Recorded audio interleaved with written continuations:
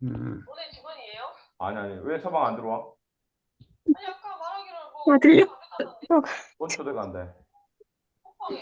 아, 톡이 없어. 아직 안 만들어졌어. 그럼 어디로 들어가야 돼요? 아, 항상 왔던 제가 주소. 그 바로 쳐야 될까요, 이합 지금? 전 소리를? 아니 어쨌든 못 들어간다고 오늘. 왜? 네, 안녕하세요. 내가 일하러 온 제가 거잖아. 아, 지난번에 그래요? 레미제라블을 참여를 못해서, 그래도 이번에 같이 1권 딱 읽고 지금 들어왔거든요. 그래서 선생님들과 함께 레미제라블 함께 톡방은 읽고 토론할 수 똑같은데. 있게 되어서 너무 오케이. 기쁘고 기대가 됩니다. 우리를 초대하면 그러면 오늘 그 영혼의 드라마라고 불리는 레미제라블 1권 함께 이야기 나누어 볼 텐데요. 각자 알겠습니다.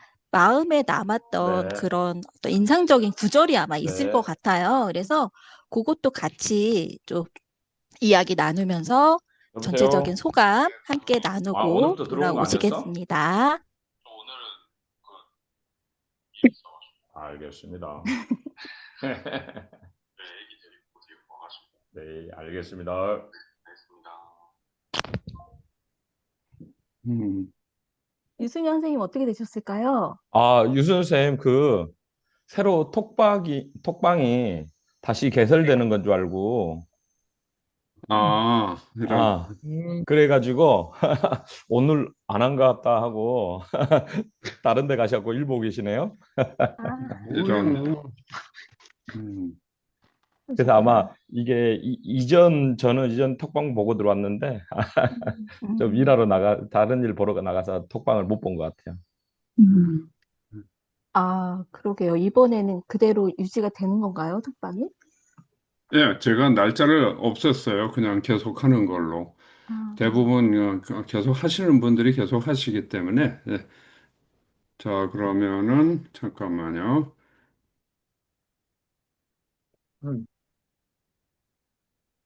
어, 조금만 좀 이동을 조금만 하고요. 네네. 아, 음, 전에도 그 구원이나 네, 영혼의 그런 어떤 네, 것에 대해서, 됐습니다. 네네. 네, 나눠, 음.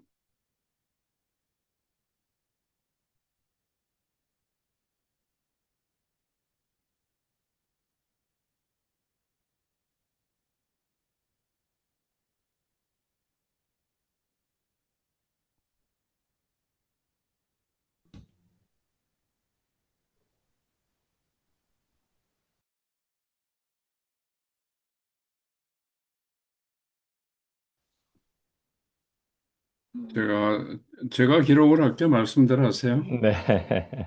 반갑습니다. 잘 지내셨죠? 네, 아, 제가 먼저 얘기할까요? 네. 레미제라블 원장님 이번에는 나눠서 하네요. 이합전에는 한꺼번에 했었는데 작품이 길어도. 네, 뭐, 예. 이번엔 좀 나눠서 하자고들 그래가지고요. 그래서 아, 끝까지 다 읽으려다가 조금 게을러가지고 1편만 읽고 왔습니다. 아, 근데 이제 저는 일권 겨우 읽었어요. 그러시니까. 네. 그래서 이제 너무 유명한 작품이잖아요. 근데 네, 저도 이제 실질적으로 책으로 접한 건 아니고 이제 네, 대부분 다 영화로 접한 것 같은데 이제 제가 가장 봤던 영화 작품이 한 10여 년 전에 나왔던 그 뮤지컬 영화로 나왔던 그 작품 봤던 것 같아요. 근데 그 작품에서 이제 장발장도 인상적이었는데 네, 네, 저는 자베르 경감으로 나왔던 러셀 크로우 네, 그분의 어떤 그분의 연기 자체가 굉장히 저를 좀 매료시켰던 것 같아요. 작품 전체에 보면 이제 길게 있지만 이제 뮤지컬 영화였다 보니까 이제 교수님 소개 글에도 그렇게 돼 있던데 굉장히 극적인 장면을 많이 살리는 그 부분이 아직도 기억이 남는 것 같아요. 근데 실제적인 이제 그 부분은 이제 2편에서 나오는 거잖아요. 그래서 네. 1편에서 이제 제가 가장 조금 주의 깊게 봤던 건 뭐냐면 그런 것 같아요. 이제 장발장이라는 인물, 그리고 신부님, 그리고 자베르. 그리고 그 사이에서 이제 다양한 사람들의 역할 속에서 어떻게 보면 단순하게 나누면 성과 악의 대립이 될 수도 있고요. 조금 더 디테일하게 나누면 어떤 영혼에 관련된 영혼법과 그리고 현실의 실정법 사이에 어떤 대립적인 측면도 볼 수 있을 것 같아요. 그래서 장발장을 대비하는 인물과 그 다음에 자베를 대비하는 현실적인 법, 사법 체계의 인물. 이런 것들이 1편에서는 조금 저는 괜찮았던 것 같아요. 그래서 항상 이 작품 자체가 굉장히 낭만주의 그런 어떤 사주다 보니까 그런 사회상을 반영하면서도 그 안에 사랑이란 작품을 어떻게 아름답게 녹여낼 수 있었는가. 그리고 그 안에서 갈등을 어떻게 풀어나가는가. 저는 한참 읽다가 지금 음, 1편에서 끊기긴 했지만 그 부분까지가 저는 참 좋았던 부분이었던 것 같습니다. 저는 그 아까 사회자님이 이제 인상적인 부분을 이제 얘기하라 그래서 그 제목을 한번 다시 봤어요. 근데 일장이 의로운 사람이에요. 그 의로운 사람이라는 생각, 의로운 것이 어떤 것인가를 좀 생각해 봤는데 제가 생각하는 의로움이라는 건 정의로움? 거기서 더 나가지 않았거든요. 정의로운 사람, 의로운 사람, 뭔가 바른 것에 대해서 지키려고 하는 사람, 이렇게 생각을 했는데, 여기 일장에서 묘사된 의로운 사람은 신부님을 얘기하고 있더라고요. 그러면 이게 종교적인 의미를 띠는 건가? 그러니까 제가 생각하는 사회의 정의와 이 신부님이 행하는 그 뭐라 그래야 되죠? 사회적인, 종교적인, 신적인, 신에게 의로운 사람? 이런 의미인가? 그래서 저는 지금 사회와 종교 이 두 가지가 이렇게 막 어디에다가 정의를 두고 이게 읽어 나가야 될까? 뭐 이런 생각을 하게 됐습니다. 그래서 쌤은 어디에 더 치중 드셨습니까? 그러니까요, 저는 네. 보면서 이게 그 작가가 이 작품 속에다가 종교의 의미를 굉장히 많이 두었다는 얘기를 들었거든요. 그래서 제가 생각하는 정의는 아직 종교까지는 못 나가고 좀 사회에서 정의로운 사람, 그러니까 의로운 사람, 자기의 뜻을 옳다고 생각하는 신념을 밀고 나가는 사람, 이렇게 의로운 건데, 여기서는 제가 생각하는 의로운 거하고는 좀 다르게, 종교를 의롭다고 생각한 것은 아니었을까? 처음부터 종교로 풀어가고 있는 건 아닐까? 그런 점이 조금 저랑, 좀 다른 제목, 의로운 사람. 일장 제목은 일단 그렇습니다. 그리고 전반적으로 보면은 이렇게 사실 소설가로서 이렇게 디테일은 전체적으로 없는 것 같아요. 뭐 다시 들어가 보기로 하자, 풀어보기로 하자, 다시 쉬고 이 사람 얘기를 해보기로 하자 이런 식으로 봐서는 소설적인 디테일보다는 역사 어떤 그 프랑스 나폴레옹과 그 왕정과 막 이렇게 막 왔다 갔다 하는 그 프랑스 사회의 그 혼란스러운 그 대사건들을 그냥 굵직굵직하게 툭툭툭툭 이렇게 던지면서 간다는 그런 느낌이 아주 많았고, 그래서 이 그 당시 역사, 이게 종교와 어, 사회적인 정의와 역사적인 사건까지 아울러야 되는 너무 큰 대작이어서 역시 일본만 또 벅차지 않을까. 이건까지 다 하기엔 너무 그런 생각도 했습니다. 음. 그리고 또 선생님 또 하실 말씀 없으세요?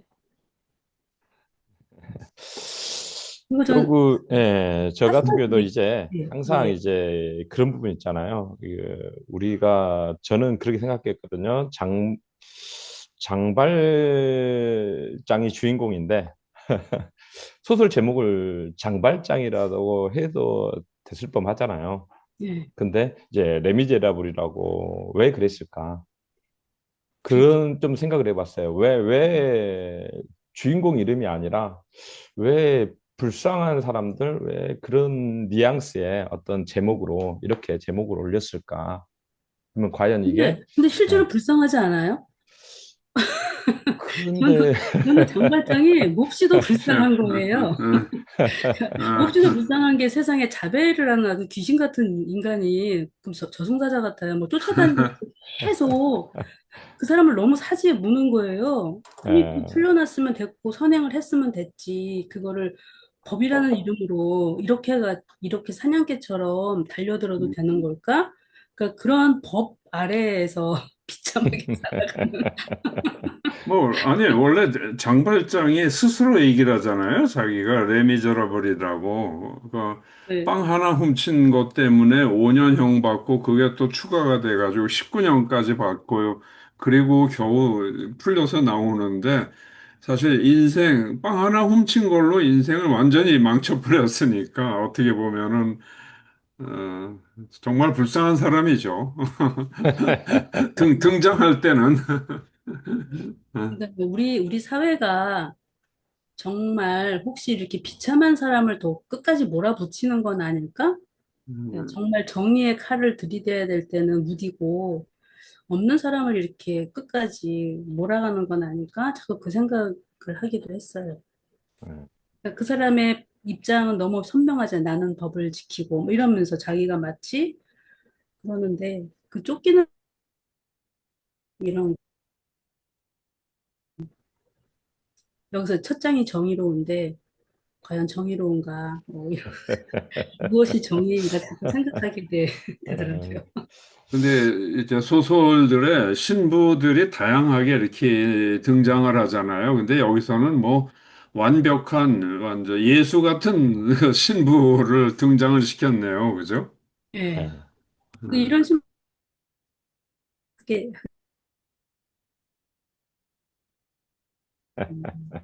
그렇지만 여기 보면 비참한 사람들이 사실 너무 비참한 것 같아요. 팡틴도 그렇고 너무 끝까지 비참. 아, 끝까지 비참하지 않는 사람은 누굴까?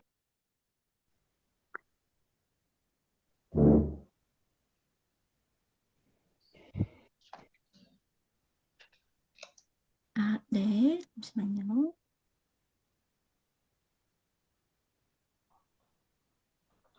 아, 네. 그러면 어떤 이야기 나누셨는지 한번 공유해 보겠습니다. 네. 김정추 신순자 저희 방에서는 김정추 선생님이 한번 말씀해 주시겠어요? 예, 저는 이제 저부터 발표를 했는데요. 읽으면서 많은 생각이 들었는데, 또 그 보면은 장발장 같은 분이 지금도 우리 사회에는 많이 있지 않는가 이런 생각들을 여러 가지 생각들 하면서도 이제 또 이런 생각들도 해봤어요. 이제 교회에 다니니까 이제 그 남수단에 계시는 선교사님이 지난번에 사진을 이렇게 보내주셨더라고요. 몇 장을. 근데 이제 거기가 내전이 끝나고 이제 나라가 분리되고 막 그런 아직도 과정 중에 있는데, 어, 정말 거기 있는 아이들 보면은 뭐 13살, 4살 정도 되는 사진에도 남자아이들인데 옷을 전혀 입지도 못하는 이런 아이들도 있고, 그냥 땅바닥에서 이렇게 그냥 그 우리 마대자루 같은 거 그냥 터가지고 그냥 그것을 이불처럼 이렇게 깔고 이렇게 누워있는 꼬마들도 있고 막 그런 모습들을 보면서도 나한테 도와주려면 내가 과연 어떤 어려운 사람이 있으면은 선뜻 내가 도와줄 수 있을까? 뭐 이런 느낌들을 가지고 이 책이 이렇게 읽었던 것 같습니다. 그래서 참 여러 가지 생각들이 많이 들었던 것 같고요. 또 이제 그 신순자 선생님께서는 인간은 누구나 돌보기 위해서 태어났다라는 이런 문장들을 읽어보면서 좀 생각을 많이 해봤다고 그래요. 그래서, 어, 신부님을 보면, 이제 우리 처음에 그 주교님 있잖아요. 예야. 그분을 보고 그분의 사랑이 또 누구냐, 장발장에 전해지고 장발장의 그 또한 사랑들이 코지혜택에 전해주면서 내리사랑 이렇게 주변에 대한 사랑이 전파되는 이런 모습들을 좀 보고 있지 않았을까 하는 생각들을 해봤다고 합니다. 그래서 지구 종말에도 계속 남아야 할 것은 무엇인가 하고 이제 주변 동료들하고도 이렇게 나눠보고 가족들하고도 이렇게 나눠봤는데 또 어떤 선생님은 사랑이라고 하신 분들도 있고 또 가족 중 정의 또는 이제 뭐였더라 돌봄 이런 것들 여러 가지 이야기를 해보셨다고 이렇게 해요. 그래서 먼저 이렇게 책을 읽고 이렇게 해보셨던 부분들이 있었습니다. 그리고 이제 최희선 선생님께서는 이제 그 예하가 이렇게 그 산골짜기 이렇게 산적들이 있는 곳을 지나서 이렇게 가기 전에 이제 갔다 와서 부분이었던가요? 그러면서 이제 그 우리한테 이야기하는 부분들이 있는데 그 도둑이나 살인자를 두려워하는 것보다 우리 자신을 두려워하는 것, 우리 자신의 모습을 돌아보고 바로 우리의 악덕하고 편견을 어떻게 해결해야 되는 것인지 그게 더 중요한 부분이다라고 이렇게 말씀하신 부분들을 보면서 이렇게 많은 고민을 해보았다라고 이렇게 하셨던 것 같습니다. 그랬더니 이제 신준사 선생님께서 참 편견을 어떻게 깨야 될지 항상 이런 부분들을 고민을 하고 좀 더 이렇게 다른 사람들을 좀 더 잘 볼 수 있는 방법. 한 번 좋게 보면 계속 좋게 보고 이런 부분들이 있어가지고 좀 어렵다. 다른 사람이 다른 이야기를 해도 계속 그냥 좋게만 본다라고 해서 조금 더 그런 모습들이 필요하지 않는가 하고 이야기를 하셨습니다. 근데 저는 여기까지 이야기하다가 금방 끝나버렸네요. 네네, 감사합니다. 아이고, 이가 아프신데도 발표 너무 잘해주셨네요. 다 또박또박 나으신 것 잘 같은데. 들으니까. 이제 거의 다 나으신 것 같은데. 나섰습니다. 아, 예, 예. 네, 그러면 이기호 최은희 윤경로 원장님 방에서는요, 예, 함께 나눠주세요. 제가 말씀드릴게요. 네. 저희는 이기호 선생님이 뮤지컬 영화로 이걸 보셨대요. 그때 자베르 역할이 굉장히 인상적이었다고 하셨고요. 그다음에 장발장, 신부, 자베르 그 인물들이 전체적으로 이제 선과 영적인 면과 실정법 사이에서 폭넓게 왔다 갔다 하는 것이 주제인 것 같다라는 말씀해 주셨고, 그다음에 또 이제 이 소설이 낭만주의 소설이면서 사회상을 잘 반영하고 있고, 이제 그런 사회상 속에서도 그런 남녀 간의 사랑이라든가 어떤 사랑의 문제를 잘 풀어낸 것이 인상적이었다고 말씀해 주셨습니다. 저는 첫 장이 일장이 의로운 사람이어가지고 의롭다는 것이 뭔가에 대해서 좀 생각을 해봤거든요.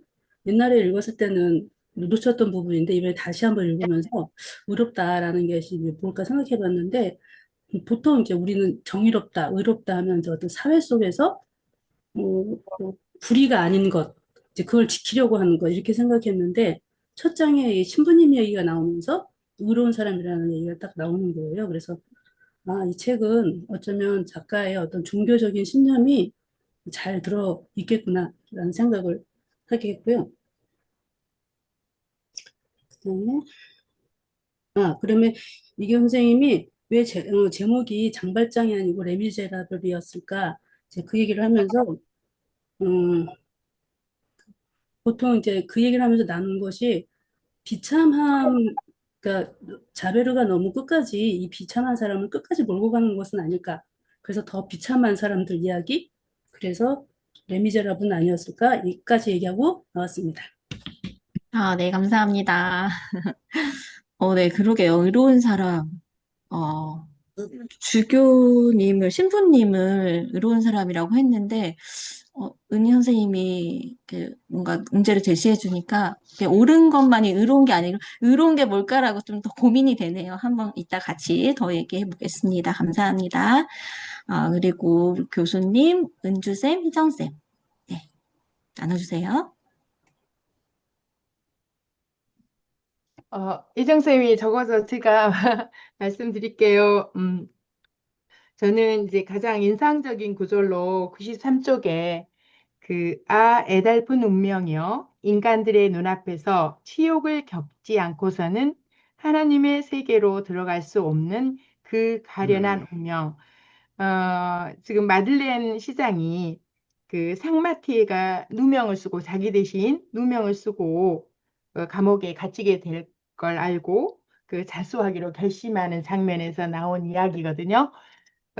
이것은 그 인간의 그 양심의 소리에 귀를 기울이면 이제 고백을 하러 가는데 또 그 장발장이 19년 동안 감옥에 있었고 이제 또 다른 역경 속으로 고난 속으로 들어가는 장면이잖아요. 그리고 이제 그 우리 팡틴과 고지트를 만나러 가는 그런 절대절명의 순간인데 이 고난을 통해서 하나님으로 세계로 이렇게 하느님의 세계로 가는 것이 고난을 겪지 않고는 힘든 것인가? 또 우리의 삶도 마찬가지가 아닌가? 이런 의문 아닌 의문을 가지면서 읽었습니다. 그리고 교수님께서는 이제 제가 그런 예, 이야기를 저기 하니까 박사님 네, 잠깐만요. 네, 제가 한 얘기는 적지 말라고 그랬더니 적었네. 이거는 우리 네. 소감 교수님이 얘기가 하십시오. 어긋나는 거라서 제가 그냥 더 간단하게 몇 말씀 드릴게요. 그거는 박은주 선생님 저기 그 아주 진지한 질문 끝에 제가 그냥 떠오른 얘기를 한 겁니다. 그래서 어, 우리 삶이라고 하는 거는 언제나 고난과 역경이 있는데 중요한 건 고난과 역경을 겪는 게 아니라 그걸 어느 차원까지 끌어올리는 거냐.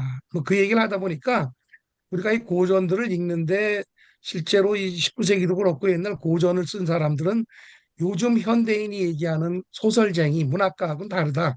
당대에 가장 진지하던 사람들이고 가장 고미하던 사람들이고 삶의 모든 질문들을 껴안았던 사람들이기 때문에 우리가 고전을 읽는 거는 그런 의미에서 정말로 우리가 지금 잊을 수도 있는 그런 질문들을 가장 높은 차원에서 던지고 있는 거니까 우리의 정신을 고양시키는 데 도움이 된다. 뭐 그런 얘기 비슷한 걸 한 겁니다. 그래서 우리 사회도 우리들이 살아가면서 만나고 있는 고난과 역경들이 그런 종교적인 차원이라든지 이런 더 높은 차원에서 한번 고려해 보는 그런 차원에서 함께 고민하는 그런 세상이 한번 됐으면 어떨까? 이런 뜬금없는 발언을 해보았습니다. 예. 감사합니다. 이정 선생님 이야기 해주세요. 이정 선생님. 네, 저는 은주쌤 교수님 얘기를 듣고, 저는, 주교님 같은 분, 그리고 그 주교님의 영향으로 바뀐 장발장, 그리고 그 말씀을 마음에 담고 살아가는 장발장을 보면서, 그 삶을 따라가면서 감동을 했고, 또 책을 읽으면서 사랑이 뭔지, 용기가 뭔지, 정의가 뭔지, 양심의 소리가 뭔지, 이런 부분에 대해서 생각을 해봤습니다. 네, 여기까지입니다. 네. 네, 감사합니다. 네, 그러면, 어, 우리 지금 여러 정말 등장인물들이 많이 나오고 그 삶과 그런 모습들이 나오는데 그 모습들 보면서 궁금했던 거 지금 질문 한번 같이 만들어 보도록 하겠습니다.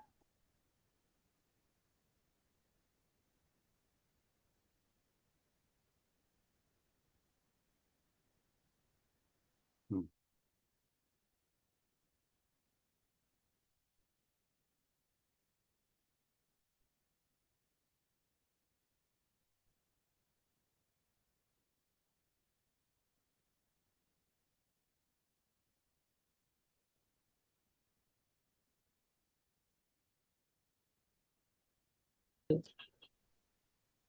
질문을 하고 싶은데, 팡티는 왜 아이를 자기가 일하는 곳에서 그냥 같이 있으면서 키워도 되는데, 왜 모르는 사람이었을까? 이게 아주 불행이 아주 그 큰 획기되잖아요. 저는 좀 이해가 안 되는데 예전에 저희 조상들의 삶도 보면 애들 그렇게 하잖아요. 그래서 그런 느낌 아니었을까? 남의 집에 아니, 그러니까 동네에다가 키우는 것도 아니고 너무 멀리 갔다가 맡기고 달라는 데를 주고 조사도 안 해보고 이렇게 어리석은 엄마가 어딨어요. 정말 너무 깝깝해가지고 애 운명이 이게 뭐야. 뭐 화났어요. 엄마 자신도 망가지지만 애도 망가지고 이렇게 준비성도 없고 이렇게 철딱서니가 없나. 아무리 이 여자 세상에서 동정은 가지만 이렇게 해도 되나? 그 이제 프랑스 사회의 질문은 왜 문제를 팡틴이 이렇게 철이 없었을 겁니까? 네. 어쩌면 이렇게 프랑스 사회가 철이 없어서 이렇게 철없는 미혼모들을 막 양산해낸 게 아닐까 막 그 사회적인 분노 이런 것도 같이 느꼈습니다. 예. 저는 그 부분이 제일 궁금했어요. 이제 너무 예전에 영화에서 감동 있게 봐서 과연 그 자베르가 굉장히 악역으로 나오잖아요. 네. 근데 악역으로 설정되긴 했지만 우리는 이 작품 속에서 자베르를 완벽한 악역 그 자체로만 이해하는 게 맞을까? 음, 자베르에 대한 어떤 재평가를 해볼 수 있는 건 해봐야 되지 않는가? 음. 이것도 그러니까, 좀 네. 필요한 것 같아요. 그러니까 그거와 더불어서 악이기보다는 그러니까 법이 과연 무엇일까라는 생각을 좀 하게 됐어요. 그렇죠. 그 사람은 자기가 믿는 게 법에 대한 것만 지금 그냥 신봉을 하고 있었으니까. 예. 근데 딱 예, 공무원이 갖고 있는 그 움직이지 않는 그 있잖아요. 융통성 없는 건군요. 융통성 아니, 없는 거. 그래서 거기에 그런 질문을 할 수가 있을 것 같아요. 어, 법의 융통성은 없는가? 음, 그쵸. 맞아요. 법의 예? 왜 융통성. 장발장은 그빵 하나 훔친 걸로 왜 5년형까지 받게 만들고 그러는지, 그죠? 음, 음. 음.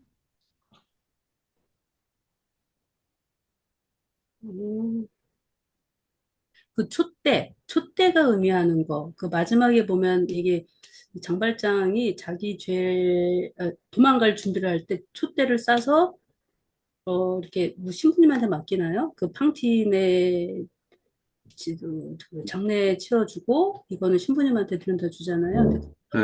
그 장면에서 왜 반짝이는 것이 있었다. 이제 펼쳐보니 촛대였다. 이런 대사가, 네, 지문이 나오더라고요. 음, 촛대가 의미하는 게 뭘까? 그리고 처음에 그 신부님도 그릇만 가져가니까 내가 촛대도 줬는데 이걸 왜 놓고 가느냐 또 이렇게 얘기하잖아요. 음, 그 촛대가 의미하는 것이니까. 어떤 촛대의 상징성을 얘기하시려고 그런 것 같은데. 예, 예. 괜찮은데. 그릇도 아니고 촛대. 근데 실제로 또 악인으로 나오는 거는 그 테나르디 예, 맞아요. 부부잖아요. 그죠? 거기가 이제 가장 큰 사회적인 악으로 나오는 네, 것 같은데. 그죠? 예. 예. 그 질문을 뭐라고 해야 될까? 음,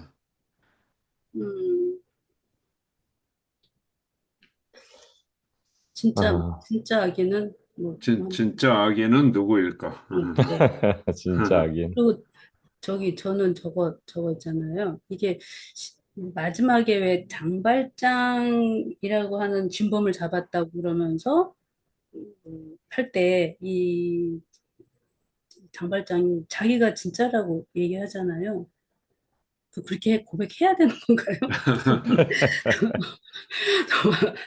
아니, 이 사람이 시장으로서 할 일이 더 많은데 이게 그 종교적인 양심 그러니까 때문에 그 부분이 항상 겹치는 네, 것 같아요. 그게 어떤 너무 신과 관련된 영혼의 구원과 그다음에 현실적인 실정법 둘 사이 음, 괴리감은 좀 있는데. 이게 그러니까 이렇게 너무 네, 답답한 거 네, 이게 그 마을이 살고 사람들이 살려면 이런 시장이 정말 필요한 사람인데 이렇게 스스로 자기가 범죄자라고 하는 것이 과연 종교적인 하나님 입장에서는 옳은 건데 사회적인 전체적으로 봐서는 이걸 진짜 아, 양심이라고 할 수 아, 있는 잘 모르겠네. 너무 어려운 거예요. 아, 작품 전체가 전체로 이제 얽히고 설키면서 하다 보면 결국 또 하나의 단어가 용서라는 단어가 여기에서는 결국 치유를 위한 용서라는 단어가 항상 그 안에 껴 있는 것 같아요. 그래서 저는 이 작품에서 어떤 용서가 진정한 용서였을까? 근데 작품이 아직 다 끝나지 않아서 저희가 논의하는. 그러니까 여기서는 누가 누구를 용서하는 걸 말하는 걸까요? 결국은 작품 끝까지 가다 보면은 이제 뭐 서로 부딪히는 부분들이 다 어느 정도 이해하고 풀리고 막 이런 부분들이 생겨나잖아요. 네. 그런 부분 안에는 전체적으로 그런 용서의 어떤 것들이 깔려 있다고 저는 음, 생각을 했거든요. 그래서 그렇죠. 용서가 예, 많죠. 뭐 예. 주교가 장발장을 용서한 것부터 그 시작을 용서부터 해가지고, 시작해서 마지막에 이제 음, 자베르를 예, 구해주고 용서해주고, 해주고 뭐 이런 것까지 해서 음, 전체적으로 어떤 그런 부분들이 쭉 이어져 가는 것 같긴 해요. 네. 그러면 여기서는 주교의 용서만 얘기하는 거로. 아, 이유는 예. 왜 용서했을까? 아,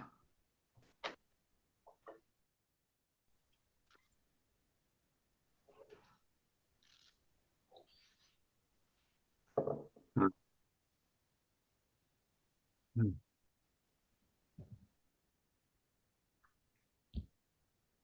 아, 네. 질문 만들고 오셨습니까? 제가 좀 늦나 봐요. 인터넷이 한참을 도네요. 감사합니다. 질문 만들기. 네. 그러면 어떤 질문 나왔는지 한번 읽어보겠습니다. 예원 선생님 방에서는요. 팡티는 왜 아이를 맡겼을까? 어리석은 엄마가 아닌가? 자베르가 악역인데 자베르는 악인으로만 이해를 해야 하나? 다르게 평가할 수 있을까? 법의 융통성은 없는가? 또 은토대가 의미하는 것은 무엇일까? 그다음에 진짜 악인은 누구일까? 장발장은 왜 법정에서 자기가 범인이라고 자수했을까? 자수한 것은 종교적인 차원이었을까? 인간적인 차원에서 했을까? 그다음에 이 작품에서 어떤 용서가 진정한 용서일까? 그다음에 주교는 왜 장발장을 용서했을까? 그다음에 예, 저희 방에서는요. 아까 필사 문장에서 나왔던 그 가지고 질문을 만들어 봤어요. 편견을 왜 도둑에 빗대고 악덕은 왜 살인자에 빗대었을까? 그다음에 장발장의 빵을 훔친 것으로 5년의 감옥 생활을 하는 게 맞는 것인지, 국가의 역할이 국민을 위한 것인지, 정권을 위한 것인지, 네, 아주 또 좀 분노하면서 질문을 만들어 봤고요.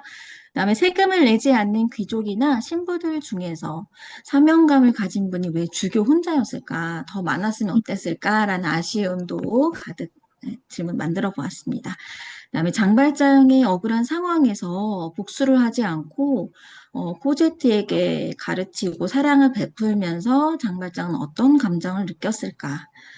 네, 우리가 앞서서 지금 몽테크리스토 백작 잠깐씩 얘기를 했었는데 거기서는 그냥 복수를 다 하고 좀 그런 게 있었잖아요. 그래서 많이 좀 달라서 얘기 좀 해봤고요.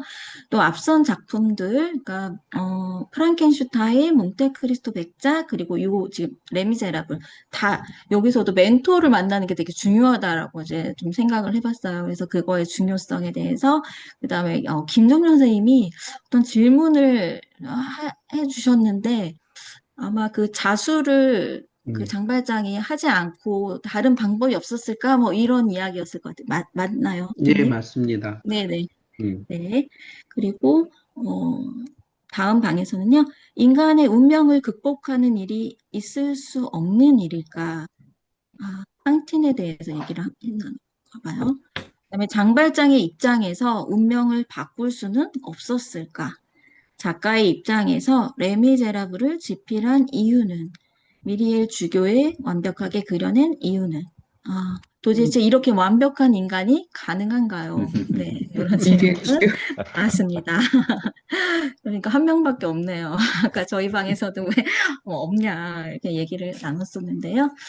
그러면 이 질문들 가지고 우리가 좀 더 깊이 있게 각자의 방에서 이야기 나누고 오겠습니다. 30분. 저기 잠깐만요. 네네. 저기 그 주제하고 주요 인물 분석 들어가기 전에 내가 그 소개 영상에선 못한 것 같은데 이 작품의 그 간단한 시대적 배경만 간단하게 음. 정말로 이게 다 프랑스 대혁명이 1789년에 일어났죠. 그리고 나서 왕정 복고가 이루어지고 다시 공화정이 세워지고 뭐 이런 식으로 혁명이 수차례 일어나는데 요 텍스트가 쓰여졌을 때는 그 1832년도에 그 여기 텍스트에 나오는 혁명이 일어난 거로 벌어지죠. 일어난 거로 나오잖아요. 그거는 실은 역사상으로는 그렇게 큰 혁명은 아닙니다. 1830년에 7월 혁명이 일어나 가지고 그 그 왕정이 저 입헌 군주제가 설립이 돼요. 우리가 지난주에 읽었던 몽테크리스토 백작은 그 나폴레옹이 워털루 전투에서 패해가지고 유배간 다음에 왕정 복고가 이루어지고 루이 18세하고 샤를 10세가 집권하던 그 왕정 복고하던 시기입니다. 그 나폴레옹이 패망하고 나서 유럽 전체가 완전히 복고 보수적인 분위기에 젖어들게 됩니다. 오스트리아 빈에서 회의가 열려가지고 그때 러시아도 큰 역할을 하고 그런 다음에 30년에 7월 혁명이 일어납니다. 그래가지고 입헌 군주제가 일어나는데 입헌 군주제가 설립이 되는데 그때 왕이 루이 필립이에요. 바로 요 텍스트는 그때 얘기입니다. 그리고 루이 필립이 집권을 하면서 그때는 혁명을 향한 공화정을 향한 열기와 왕정 복구하려는 이 싸움이 굉장히 치열할 때예요. 치열할 때인데 실제로 우리 지금 읽고 있는 작가 위고는 공화파입니다. 공화파인데 너 혹시 왕당파니냐 이런 의심도 꽤 받았고 그런 역사적인 상황이 있습니다. 이제 참고로 더 말씀드리면은 1848년에 2월 혁명이 일어나면서 비로소 사람들은 대혁명이 완성되었다라고 이야기를 합니다. 그러니까 1848년에 이르기 전까지는 여전히 프랑스 사회 전체가 혁명적인 분위기에 휩싸여 있는데 왕정복고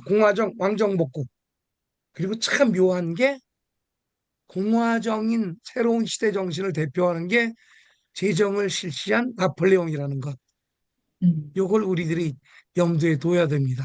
그 나폴레옹은 황제로 자기가 황제 자리에까지 올랐지만 나폴레옹은 공화파의 상징이에요. 유럽 전체로 보면은 이 사실들을 사람들이 염두에 두지 않으면 오해하는 게 굉장히 많습니다. 그리고 얘기 나온 김에 하나만 더 하면 2월 혁명이 일어난 다음에 루이 나폴레옹이라고 나폴레옹의 조카가 대통령에 당선이 돼요. 그래서 제2공화국이 탄생을 하는데 나폴레옹 3세가 되죠. 왜? 바로 쿠데타를 일으켜서 다시 제정으로 돌아가요. 쿠데타를 일으켜서 의회 해산하고 그런데 다 국민투표에 의해서 가능해진 일입니다.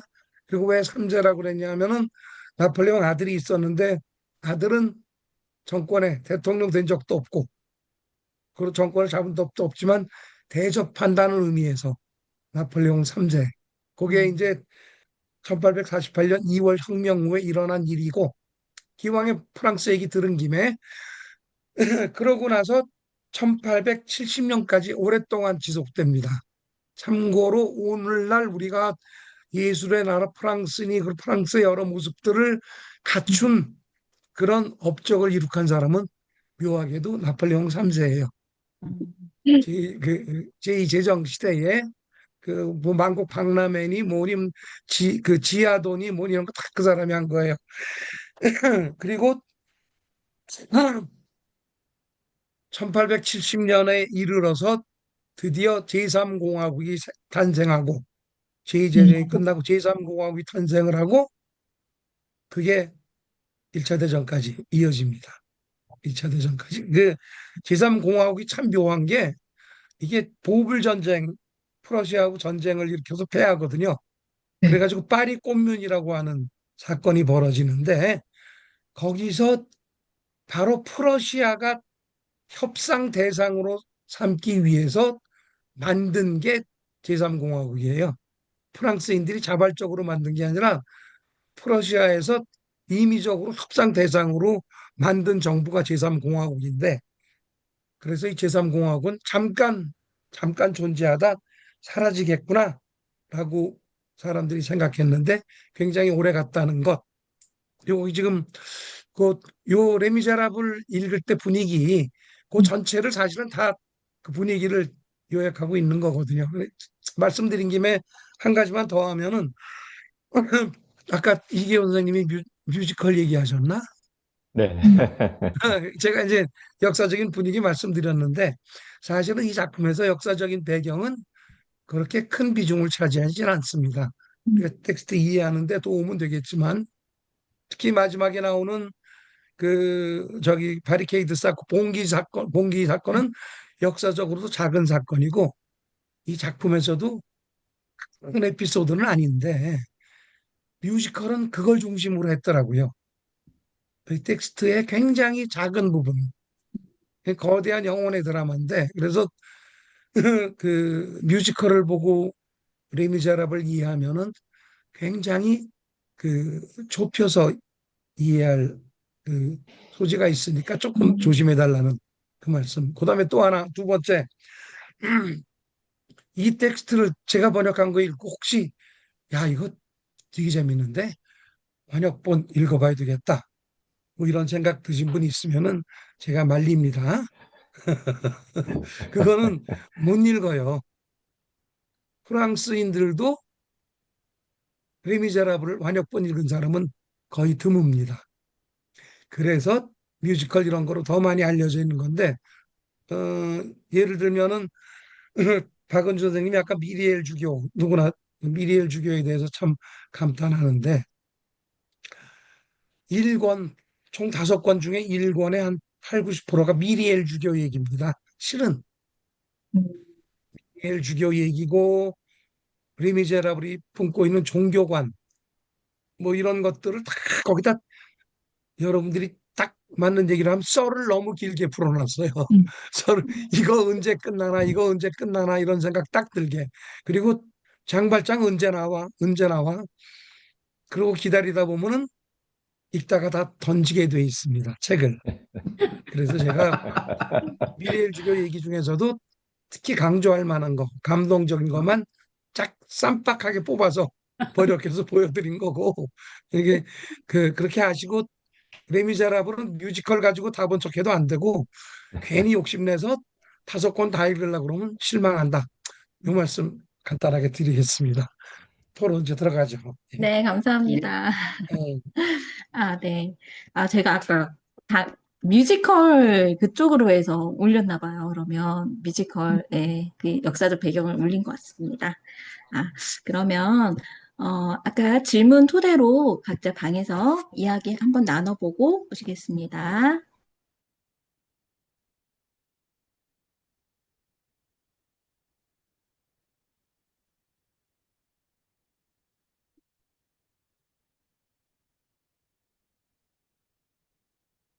이공까지 달린.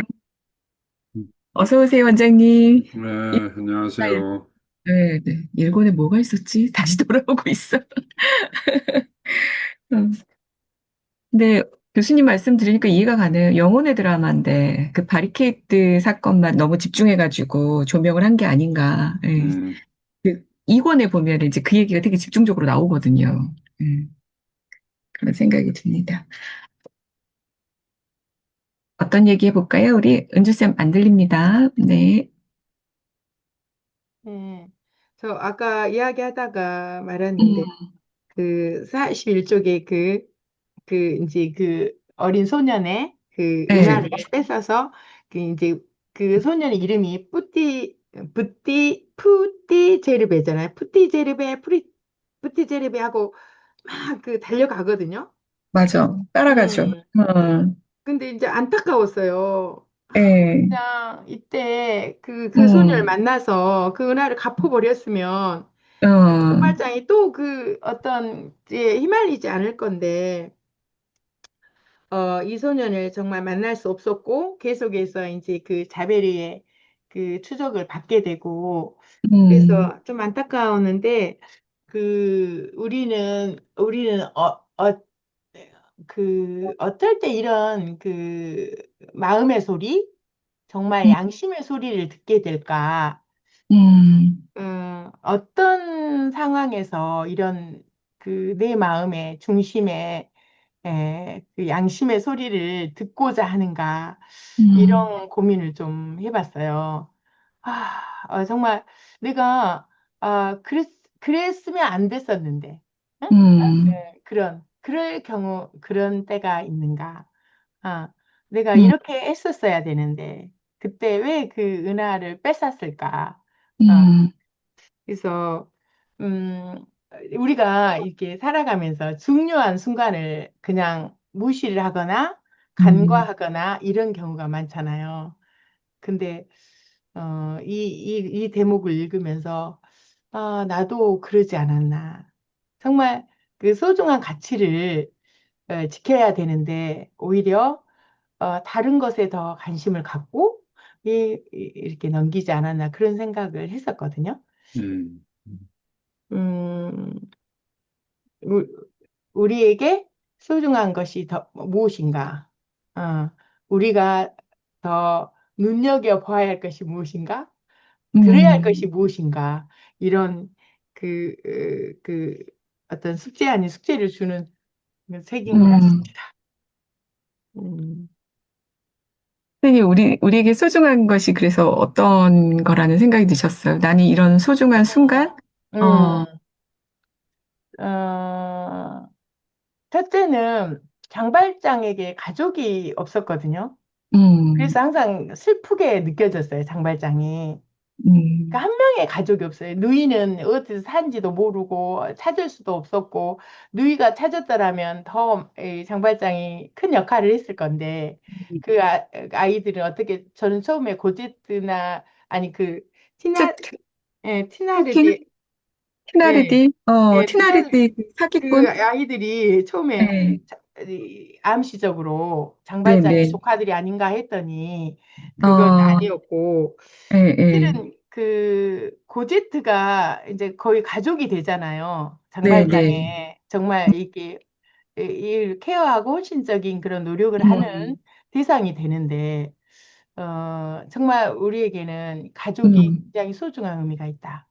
어, 음, 물론 진짜 가족은 아니었지만 음, 가족으로 생각하게 되는 그런 변화가 있었잖아요. 이 음, 장발장에게 계속해서 쫓기고, 물론 조카를 위해서 땅을 훔치기도 했지만, 그래서 음, 가족의 의미는 굉장히 중요하다는 생각이 들었어요. 그래서 우리 애들이 엄마는 남한테는 엄청 친절하면서 가족에게는 가족에게는 막말한다 막 이러면 하고 막 그러는데 그 그, 그, 그, 우리에게 소중한 것은 역시 가족이다. 물론 나 음, 자신도 소중하지만 가족이다. 음, 음, 또 가족이 그 말하는 소리를 잘 음, 들어야 한다. 잘 들어야 한다. 요즘에 제가 남편 이야기를 잘 안 들어가지고 미안한 생각이 있었나 봐요. 그래서 어, 가족이 말을 잘 음, 들어야 되는데 오히려 우리 남편은 목사님 말만 듣고 자기 말을 안 듣는다고 이렇게 해서 그 생각이 들었던 것 같아요. 예. 아, 음, 그리고 왜 이렇게 레 미제라블 그 음, 미제라블이스가 그 비참한 응? 그 맞아요. 비극을 미제라블 그러잖아요. 가장 천한, 어, 가장 비천한, 예. 예. 음, 예. 그래서 장발장이 굉장히 그 뛰어난 어떤 면에서 음, 역량이 뛰어난 사람임에도 불구하고 그 비참함에서 벗어나려고 하면 잡아다니고 시장까지 음, 했지만은 또 잡아다니고 이런 음, 운명이 계속 되거든요. 음, 그래서 그 뭐가 돼도 어디다 내놔도 되지 않는 도저히 될 것 뭘 같지 해도 안 않은 되는, 뭐든 안 되는 그런 운명들이 있잖아요. 그냥 예, 뭐 책에서가 아니라 주변에서도 보면 그 비전이 없는 이제 그 학생들이나 음, 청년들을 보면은 뭘 해도 안 되는 거예요. 뭐 어디를 취직을 했다가도 금방 또 뭐가 안 돼가지고 다시 음, 파산되고 다시 이런 그 사회적으로 이런 부분들이 훨씬 많죠. 잘 된 사람보다 이 미제라블이 너무 많단 말이에요. 실은. 그래서 그런데 사람들은 잘 된 사람들은 잘 안 된 사람을 그렇게 눈여겨보지 않는다는 거죠. 예. 그리고 야, 그럴 만한 이유가 있겠지. 흑수저는 흑수저로 살아야지. 어떻게 요즘에는 다 그럴 수밖에 없잖아. 이렇게 포기를 한단 말이에요. 음, 거기에 어떤 밑받침이 될 만한 어떤 거리를 던져주는 게 아니라 그냥 그래, 요즘 사회가 그래. 요즘 학생들이 그래. 교사들이 어떻게 하겠어. 이런 식으로 비껴간단 말이에요. 부딪히지 않고. 예. 그래서 저는 이제 교직에 있기 때문에 그런 현실들을 직접 목격하고 음, 부딪히고 사는데 그런 면에서 이렇게 피해갈 수밖에 없는 거예요. 왜냐하면 부딪혀봤자 자기에게 계속 스트레스가 오고 이러니까 음, 또 부딪힐 힘도 없는 선생님들도 있고 이제 경력이 부족하다거나 이런 선생님들은 좀 된단 말이에요. 그래서 우리는 진정 그냥 미저러블한 사람들을 그대로 두고 그냥 나만의 삶을 살 것인가 이런 것도 굉장히 고민해야 할 문제인 것 같아요. 이, 음. 읽으면서. 예. 음. 선생님 진짜 고민 많이 하셨네요. 부분에 네네네. 대해서, 그러니까 음, 이건 어떤 사회가 내가 혼자서 어떻게 한다고 해서 될 수 있는 부분도 아니고, 네네네네. 네. 어떻게 보면 팡팅 같은 경우도 사회에서 조금만 도움을 줬더라면, 근데 네네. 혼자서 해결하려다가 어떤 방법도 찾을 수도 없었고, 도움을 받을 수도 없던 그런 상황이 돼버린 거잖아요. 그리고 어떻게 보면 그 나쁜 사람한테 걸려가지고 돈을 네. 계속 줘야 되는 상황이고, 네. 본인은 더 어떻게 할 수 없으니까, 밑바닥까지 내려가고 나중에는 그렇게 또 속임수에 네, 끌려가잖아요. 끌려가는 네, 인생을 사는데, 여기에서 어떤 어, 멘토나 누가 있었으면, 음, 그것은 그 티나르디의 그 엄청 그 사회 악이잖아요. 막 음, 뜯어먹고 사는, 음, 그 음, 남의 그 운명을 뜯어먹고 사는 사람이잖아요. 근데 거기에서 그것을 절단할 수 있는 뭔가를, 단서를 주거나 어떤 음, 그 조언을 줄 수 있었으면, 음, 그러니까 큰 도움은 아니지만 그걸 끊어낼 수 있는 힘만 있었어도 이렇게 살지 않잖아요. 음, 비극이 계속 고지트까지 넘어가지 않고. 근데 그것이 뭐 권력이 있는 사람이 아니라 그 팡틴의 주변에 누군가 관심을 갖고 무언가를 고민하고 있는 그 사람이 있었다면 너 이런 거 아니야. 그 사람은 너한테 이런 걸 요구할 수 없어. 이런 조언을 할 수 있잖아요. 그러면 이게 그 조금 뭔가가 해결될 수 있는 실마리가 음, 보일 텐데 그런 사람이 아무도 없었다는 거죠. 이 소설에서는. 그러니까 맞아요. 계속 그 인생을 음, 갉아먹는 운명을 살 수밖에 없다.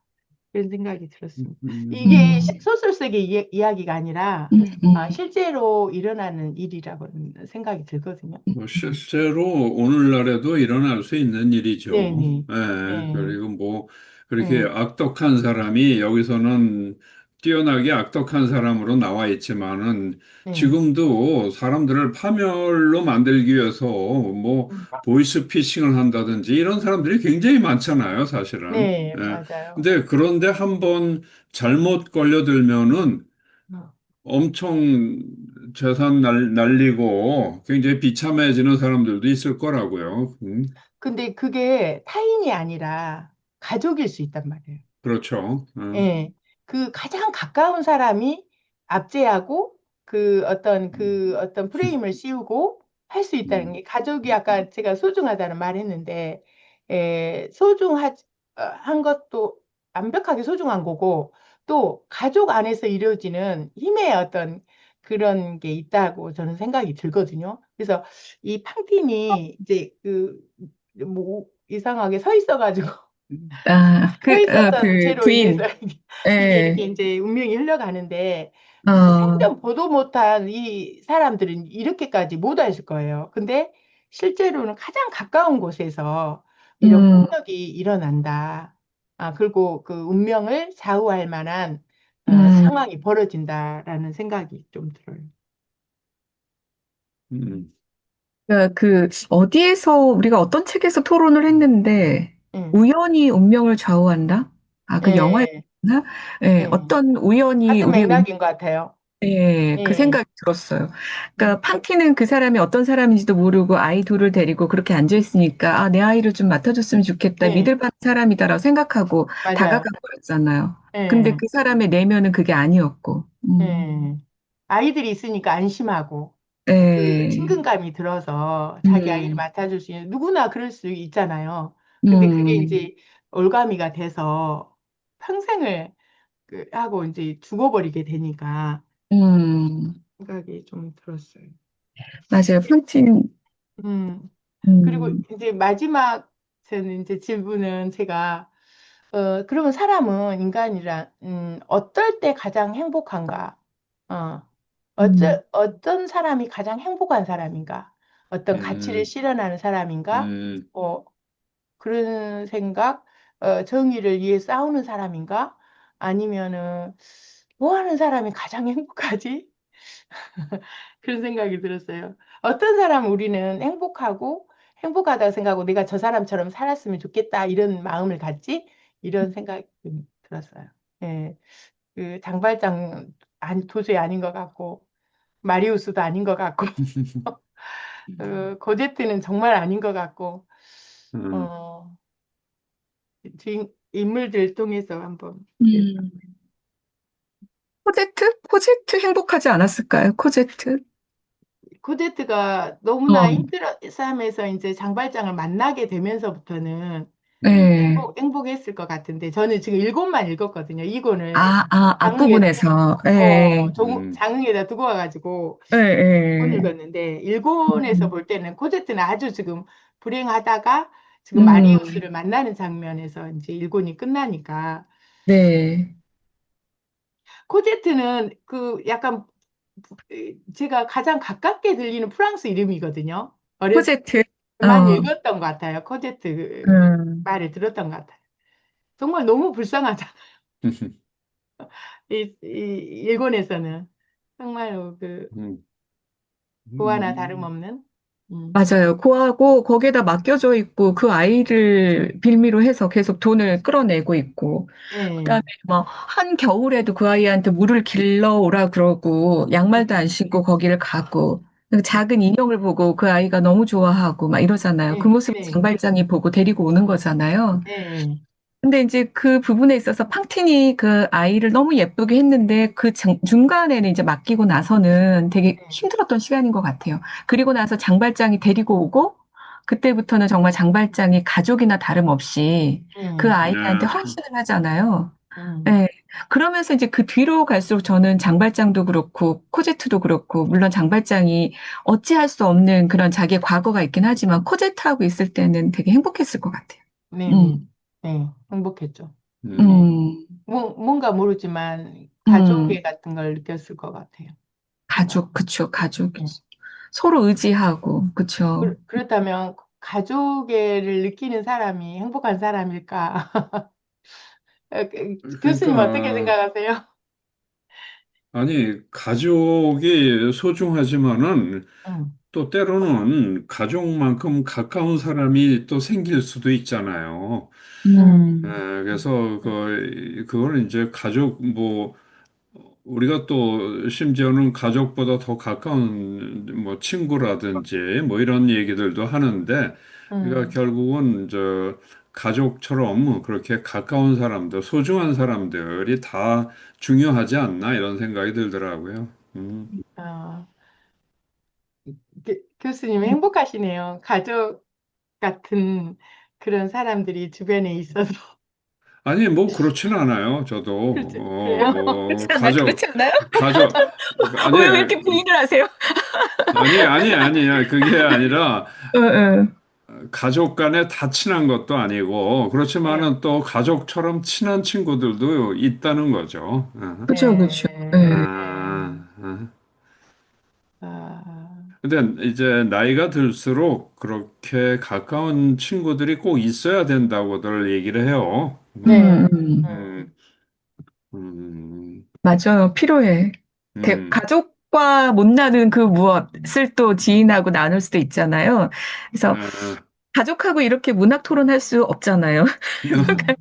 음, 어, 예, 근데, 저는 음, 그, 가족 이상으로 친한 사람은 없는 것 같아서, 어, 네. 저나 남편이나 항상 이게 부부 중심이거든요. 이 음, 부부가 가장 친해요.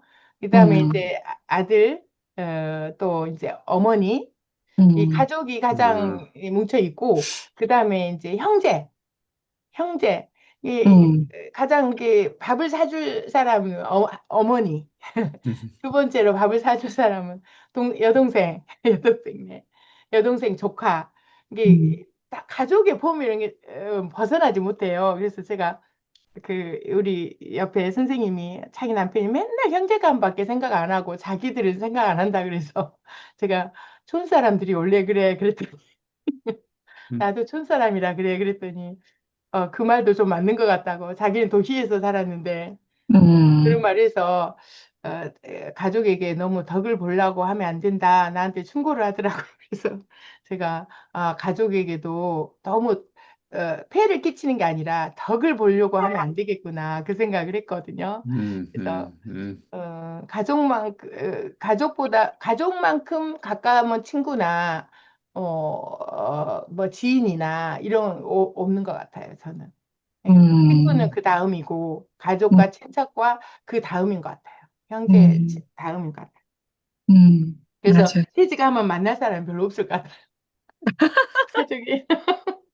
친구 관리 잘 하셔야 돼요. 이거 우리 예, 토론. 근데 친구는 언제 가도 이제 친구 음, 이야기가 되니까, 지금 음, 안 만나도 이제 그 만날 수 있겠지, 이런 안도감도 있고, 그런 것 같아요.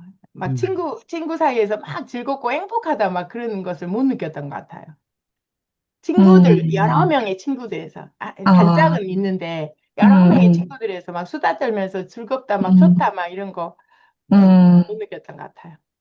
음, 여러 명 말고 그래도 한두 명이라도 정말 즐겁고 깊이 얘기할 수 있는 친구가 있으면 그건 좋은 것 예, 같아요. 예. 맞아요. 예. 음, 우리가 지금 얘기하려고 했던 게 그 인물 중에서 어떤 예, 사람이 가장 행복했나, 예, 그거였잖아요. 예. 어, 그래서 음, 은주쌤은 없는 것 같다? 그 미리의 주교가 그래도 가장 행복하지 않았을까요? 어, 객관적으로나 주관적으로나? 음, 예, 그렇죠. 그렇죠. 자기가 본인이 음, 믿는 거를 그대로 실행을 하고 그러니까, 어, 예, 음, 예. 음, 어, 맞아. 본인, 미래주교 막 얼굴에서 빛이 났어. 예. 본인 생각으로 말하면 살베르도 굉장히 행복한 사람인데, 자기 예, 신의에 투철하잖아요. 자기가 배운 맞아요. 것에. 예, 예, 실행에 옮기고. 예. 본인 생각으로는 굉장히 행복했을 음, 것 같아요. 남을 불행하게 만들어서 문제지. 예. 확신대로 그리고, 움직였으니까. 그리고 음, 자기는 불행하게 만든다고 생각하지 않고, 정의를 음, 위해서 예, 나는 끝까지 하고 좀 멋있었던 게, 그 음, 마들렌 시장을 이제 예, 한테 고발했다고. 내가 잘못 당신을 말한 것이니까 내 죄가 크다 음, 하고 그 사죄를 음, 하잖아요. 네. 음, 근데 자베르, 예. 이권에서 그 마리우스가 어떻게 묘사되는지 모르겠지만 마리우스도 좀 행복하지 않았나요? 행복하지 않았을까요? 네, 마리우스 같은 경우는 할아버지하고 자기 아버지의 그런 그 사상이 달랐어요. 예, 왕당파냐, 그걸 깨고 나오잖아요. 예. 네, 깨고 나왔어, 맞아요. 음. 원장님이 생각하시기에는 인물 중 누가 가장 행복한 것 같으세요? 음, 전뭐 미리엘 주교밖에 없는 것 같아요. 행복한 미래의 주교. 사람.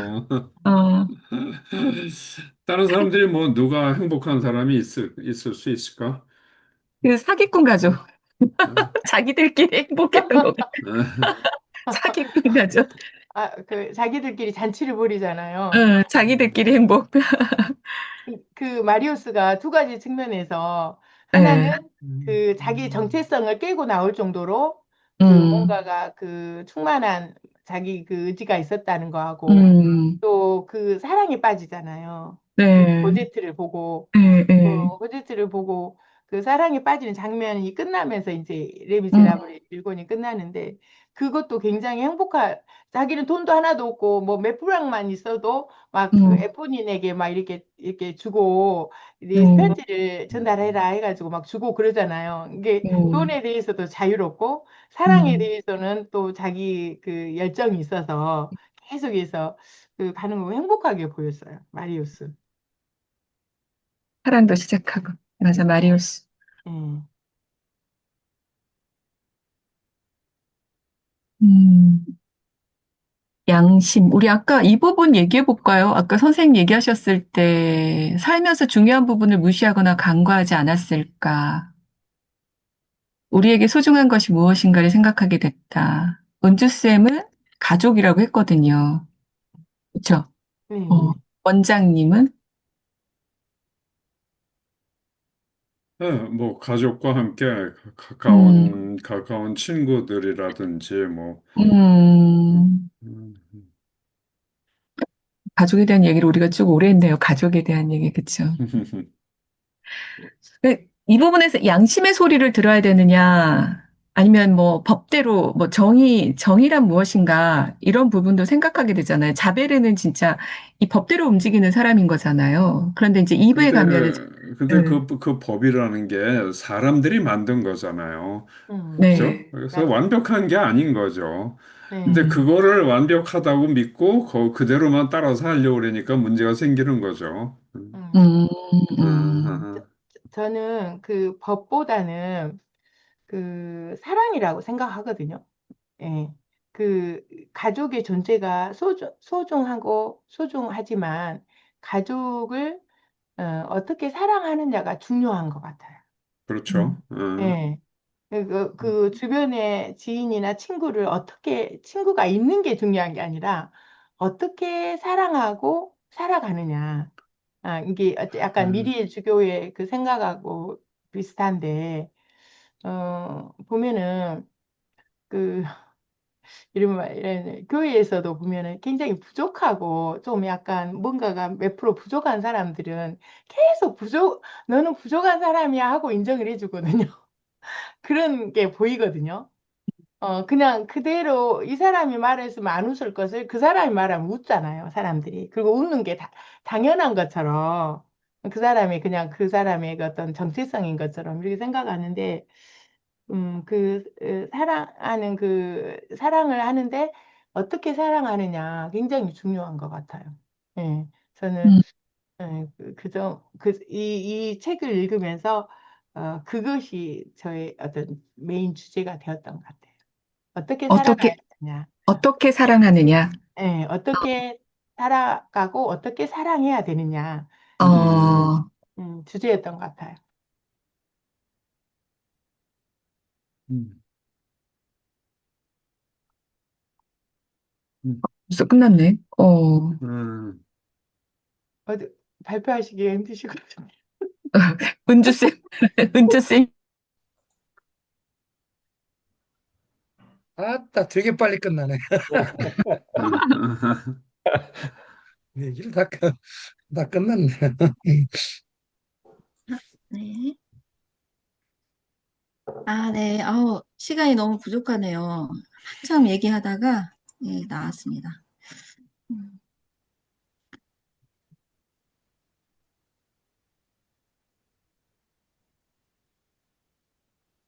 그러면, 네. 아, 지금 올려주고 계실까요? 네, 잠시만요. 네. 저희 조에서는 계속해서 어렸을 때 장발장 빵 훔치고 이제 그 얘기밖에, 그 얘기가 제일 다인 줄 알았는데, 이렇게 다양한 이야기들이 이렇게 많이 나올 줄 몰랐다 하면서, 정말 많은 사람들이 책을 안 읽은 것 같다. 교수님의 말씀에 공감을 많이 했습니다. 네. 그러면, 저희, 네. 네, 은주쌤, 수정쌤, 방에서 어떤 이야기 해주셨을까요? 은주쌤, 예. 제가 만나서 제가 발표하겠습니다. 이정 선생님이 이렇게 정리를 잘하실 줄 생각을 못했어요. 우렁각시처럼 언제 제 이야기 다 들어주시고 또 이렇게 정리를 했을지 불가사의한데요. 그, 어, 제가 푸티 제르베 이렇게 애쳤을 때, 좀 울림이 있었거든요. 왜 그 은하를 그 어린 소년의 은하를 빼앗아서 장발장은 또 역경에 또 그 체포해야 되는 그런 당하는 상황에 처할까 이렇게 그 양심의 소리에 기울여서 푸티제리베를 불렀건만 푸티제리베는 사라지고 온데간데 없었잖아요. 그래서 다시 그런 운명의 울타리에 올가미에 또 씌우게 되는데 그래서 그때 그 장발장이 그 양심의 소리를 들었을 것이다. 근데 우리는 살아가면서 어떤 때 그 양심의 소리를 기울이는가, 또 나아가서는 그 양심의 뭔가를 무시하고 어떤 소리를 듣지 못하는 경우가 없는가, 이런 것들을 생각해 봤습니다.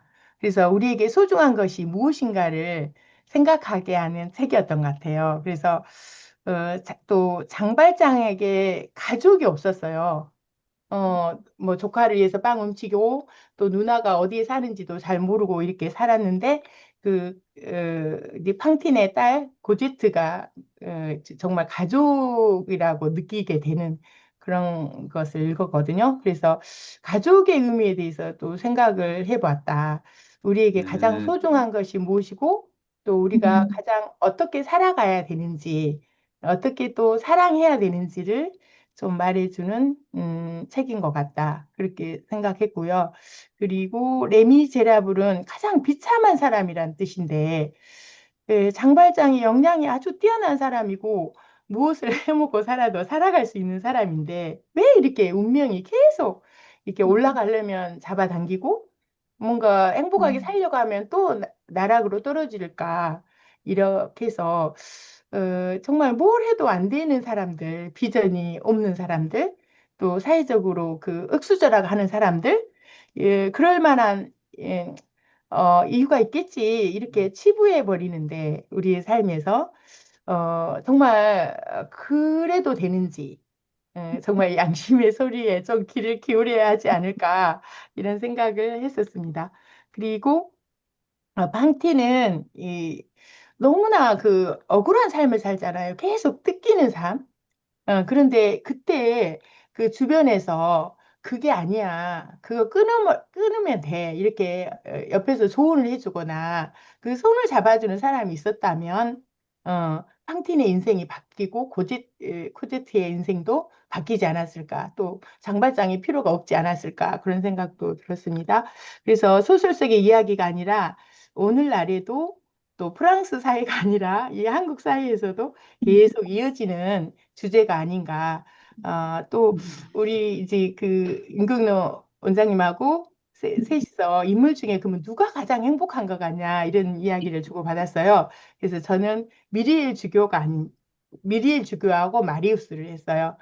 저는 미리엘 주교는 진짜 모든 것을 품는 사람이고 마리우스는 돈에 대해서도 좀 자유롭고 또 사랑에 대해서도 굉장히 열정적이고 또 자기의 정체성을 부인하고 이렇게 아래에서 깨어나올 수 있는 그런 강한 힘이 있어서 마리우스가 행복한 것 같다 이렇게 했고 또 자베르도 행복하지 않냐 자기 소신대로 인생을 살았지 않냐 어떤 영향을 줬든 간에 그렇게 했고 사기꾼 가족도 행복하게 보였다 자기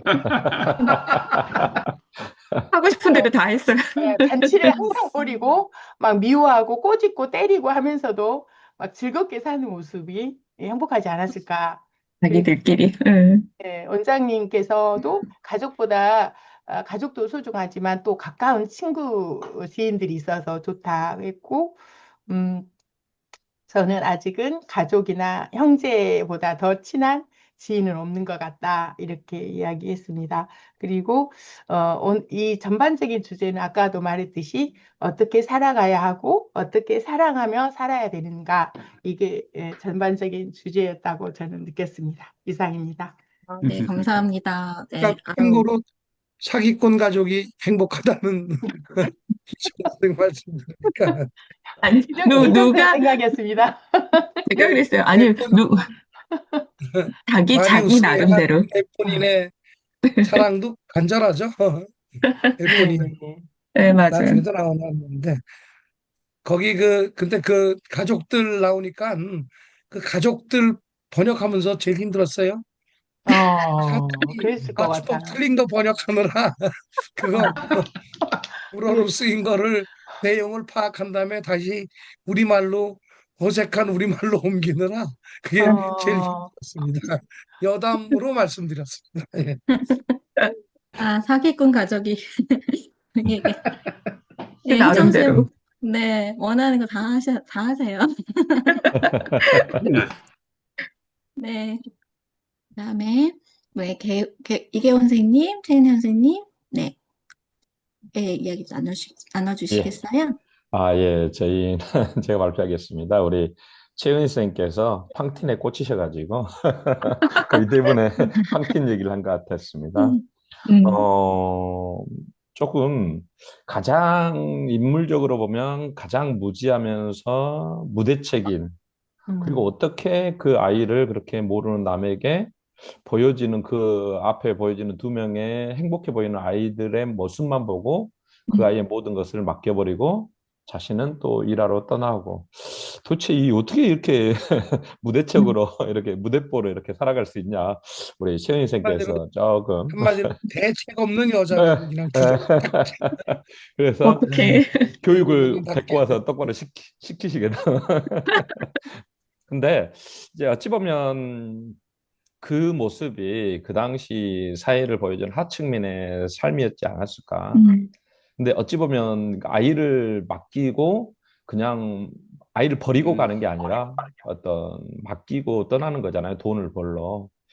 그렇게 보면은 이 모습은 또 우리가 이제 전쟁 끝나고 우리 사회의 모습과도 어느 정도 연결되어서 어떤 가족을 위한 희생? 이라는 부분하고도 어느 정도 맞지 않을까라고 한번 저희가 얘기를 나눠봤고요. 그다음에 조금 이렇게까지 하층민들의 삶을 바로 내버려 둬야 됐던 그 당시 프랑스 사회는 또 얼마나 또 비참한 사회였을까. 근데 이제 교수님하고 얘기 나누면서 항상 이제 보면 혁명 그리고 어떤 그 혁명 속에서 일어나는 수많은 사회적인 공포와 사륙들 이런 시기를 살아가면서 과연 하층민들은 행복할 수 있었을까? 모두 다 힘든 시기였기 때문에 이러한 삶을 이제 팡틴이란 바로 여성을 통해서 보여주려고 했던 것 같다. 그러면서 이제 하얀 앞니를 뽑아서 어떤 자신의 어떤 어째 저희도 그러잖아요. 치아틀 자체가 굉장히 하얗고 이렇게 잘 갖춰져 있으면 굉장히 매력적으로 보이는데 음, 그런 것까지도 탐했던 그리고 그런 것까지 팔아야 됐던 그런 하층민들의 삶은 얼마나 끔찍했었을까. 그래서 어떤 이 레미제라블 이제 장발장이지만 레미제라블의 가장 대표적인 인물은 차라리 판틴이 아니었을까라고 저희는 좀 얘기를 해봤고요. 그리고 이제 빅토리 유고의 이제 작품 모두 자체가 교수님께서 계속 얘기를 해 주셨듯이, 아, 참 힘든 시기인 거죠. 이성을 통해서 이제 새롭게 과학이란 요소가 들어오면서 변하는 사회. 그리고 그 사회 안에서 이제 현실적이고 사실적인 것들을 우리가 추구해 나가는 어떤 실존이 지배해 가고 있는 사회.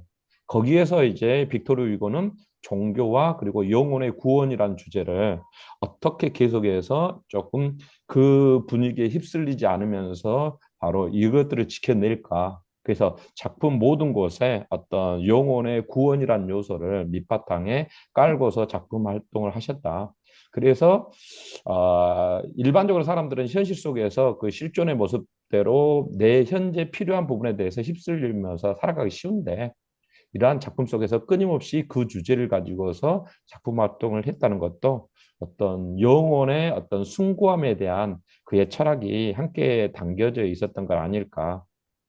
그러면서 그런 것들이 이제 저 같은 경우는 이제 그 희생 자체가 어찌 보면은 새로운 교수님께서는 새로운 어떤 탄생이라고 어떤 그런 의미로 얘기를 해 주셨거든요. 그래서 저 같은 경우는 어찌 보면은 팡틴의 희생이 고제트라는 새로운 아이에게 새로운 삶을 줄 수 있는 또 다른 역할을 했지는 않을까. 그래서 저희는 의로운 사람들 얘기를 자주 하면서 우리 이제 최은희 선생님께서 현실적인 어떤 굉장히 어떤 그 당시에 실존주의적인 이성의 어떤 과학과 실존주의 측면에서 이거 사회법이 이렇게 너무 무자비하고 막 이런 측면들을 계속 얘기해 주셨는데 그 시대의 그런 얘기는 당연한 얘기지만 또 어찌 보면은 이 작품 속에서 장발장과 그다음에 이런 어떤 고난 이런 것들이 어떤 새로운 인간으로 또 한 단계 더 업그레이드되고 어떤 내적인 성장이 이루어지고 구원으로 가는 또 다른 모습은 아니었을까?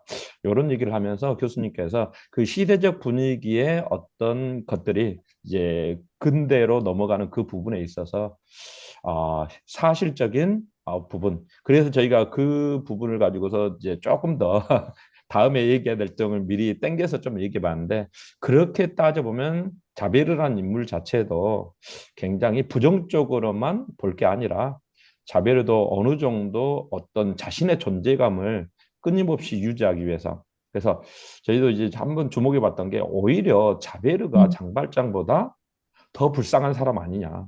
왜 태생 자체가 감옥에서 태생하잖아요. 근데 감옥에서 태생했다는 것은 삶의 환경 자체가 죄수들과 함께 살았는데 어찌 보면 자벨의 인생이 더 험난한 인생으로 될 가능성이 더 많았다. 왜 그러냐면 둘 중 하나였겠죠. 그가 맞이해야 되는 것은 범죄자 속에서 살아가는 범죄인으로 될 수 있는 길. 그러지 않으면은 자신의 삶을 개척해서 차라리 범죄를 그렇게 미워할 수밖에 없는 수호자 쪽으로 가는 길. 그래서 어찌 보면 자베르의 이러한 모습도 어떤 자신 존재에 대한 어떤 부정을 통해서 사회적인 틀 안으로 들어오려고 했던 인물은 아닌가. 그러면서 이런 것들이 어울려서 사회가 조금 더 어떤 질서적인 측면에서는 만들어갈 수 있는 부분들은 아니었을까라는 고민을 저희가 미리 땡겨가지고 자료까지 얘기했던 것 같습니다. 이상입니다. 다음번에 해야 될 자베르 얘기를 미리 음, 해가지고 좀 죄송한데 어쨌든 제가 한 말씀 드리면은 딴 게 아니라 자베르란 인간 자체가 가혹한 인물이어서 그토록 엄격하게 죄를 무서워한 게 아니라 태생적으로 범죄에 대한 징후가 그의 출발이었다. 음, 그곳은 절대로 그가 다시는 돌아가서는 안 되는 곳. 그것에 대한 완전한 부정으로서 오히려 거꾸로 사회의 수호자로서 태어난 존재. 따라서 법을 향한 증오 자체가 그의 존재, 증오 자체가 그의 존재 이유였다. 요거를 우리가 좀 이해를 하고 봐야 될 것 같아요. 자베르는 네, 미리 감사합니다. 말씀드려 죄송합니다. 네, 저희 조에서도 자벨에 대한 이야기를 많이 했는데, 네, 기원 선생님께서 또 자벨도 비참한 사람이 아니냐라는 말에, 조금 더, 어, 아이, 뭐 어, 생리적으로 보면은 네, 장발장은 감옥 밖에서 태어났고 음, 자벨은 감옥 안에서 태어났잖아요. 아, 범죄가 더 음, 친숙한 거지. 따지고 음, 보면 그거를 완전히 부정하고 새롭게 음, 태어난 존재인 거죠. 따지고 음. 보면은 예. 그러네요. 좀 더 공감을 해봐야겠습니다. 저희 한 조 남아 있는데요. 네, 어, 혹시 신순자 선생님께서 혹시 해주실 수 있으실까요? 간단하게 그냥 해주셔도 될 것 아, 같아요. 네네. 이미 다 앞에서도 많은 이야기를 해주셔가지고. 맞아요. 시간이 없어서 저희는 이제 그 편견을 왜 도둑에 빗대고 악덕을 잠깐만요. 멈췄나? 네, 요거를 얘기해 봤는데요. 그 편견을 왜 도둑에 빗대고 악덕을 왜 살인에 빗대는지 다른 사람의 기회나 조건을 뺏는 부분에 대해서 이런 부분 얘기를 했고요. 말씀하신 음, 것처럼 장발장이나 자배들 모두 힘든 삶을 살았는데 다른 행동을 한 부분에 있어서는 자베르는 아까 말씀하신 것처럼 이제 자신의 처지를 감추기 위해서 음, 그런 부분도 있고 일적으로 환경이나 직업적인 부분에 있어서 그런 이제 편견이 생길 수 있다 이런 것도 음, 얘기했었고 그런데 이제 전과자가 선행을 하면 어쨌건 사회로 회복할 수 있는 시스템이 지금은 과연 되어 있을까 이런 부분도 얘기했고요. 어, 그리고 마리우스의 갈등에서는 르블랑 씨와 그 테날 부부 경찰에 신고했을 때 미연에 방지할 수 있는 부분은 없었을까? 생명이 우선이지 않았을까? 머뭇거리는 이유는 뭘까? 뭐 음, 이런 부분에 대해서 얘기했었고 마지막으로 이제 장발장이 과거를 숨기고 새로운 삶을 사는 목적은 옳은 선택이었을까? 이런 부분 얘기했을 때요. 자신이 변했다는 것을 보여주면 어땠을까? 편견에 맞설 자신이 없었을까? 이런 부분도 얘기했고요. 선행을 한 이유는 주교님의 사랑을 받고 코디테를 베풀면서 여러 가지 이제 조금의 편견을 맞섰긴 했지만, 편견에 맞서는 것이 쉽지 않았고, 계속해서 자신을 증명하면서 산다는 게 어려울 수도 있었는데요. 결국은 그렇게 하지 않은 이유는 편견에 맞서지 않을 만큼 자유로워진 게 아닌가, 이렇게 하면서 마무리했습니다. 네. 네, 감사합니다. 네. 저희가 이제 다 이야기를 나누고요. 지금 저희가 이제 2편이 남아 있잖아요. 그래서 다다음 주에 2편 이어서 더 깊게 그 교수님께서 말씀하신 어떤 빅토르 위고의 영혼의 뭐 구원 뭐 이런 것들 깊게 한번 더 이야기 나눠보도록 하고요. 지금은 사진 한번 찍어 보겠습니다. 네. 준비되셨을까요? 색깔이 다르네요. 네, 이거 초록색 아, 했습니다. 하나, 둘, 셋. 아, 잠시만요. 안 찍혔네요. 잠시만요. 네. 다시 찍을게요. 하나, 둘, 셋. 네, 됐습니다. 네, 오늘 그러면, 제가 그 한 말씀만 마지막으로 네, 드리면은 죄송해요. 교수님 말씀을 여기 깜빡했습니다. 그 위고도 분명히 진보주의자입니다. 위고도 진보주의자인데 딱 하나 규정하기 위해서 규정한다고 작가의 그 가치나 의미가 깊이 드러나는 건 아니지만 당시가 물질적 진보의 믿음이 팽배했던 사회였다면은 위고도 진보주의자로서 그러나 물질적 진보가 아니라 영혼의 진보를 믿은 사람이다. 그리고 그거를 어떻게 구현할 수 있을까 고민하면서 작품을 쓴 사람이다. 이런 식으로 그냥 말씀을 드리고 싶고 또 하나는 기왕에 오늘 자베르 얘기가 나왔으니까 우리가 다음번 만났을 때 자베르는 왜 자살할 수밖에 없었을까? 자베르의 자살을 우리는 어떻게 보아야 할까? 이거 가지고도 이야기를 좀 나눴으면 좋겠습니다. 예, 간단히 이 정도로 마치겠습니다. 저는. 네, 감사합니다. 오늘 이야기하면서 나눴던 그런 느낌, 생각 있다면 한 문장씩 카톡방에 좀 남겨주세요. 네. 인상적이었던 문구를 올려주셔서 좋을 것 같습니다. 네, 네. 감사합니다. 네. 네.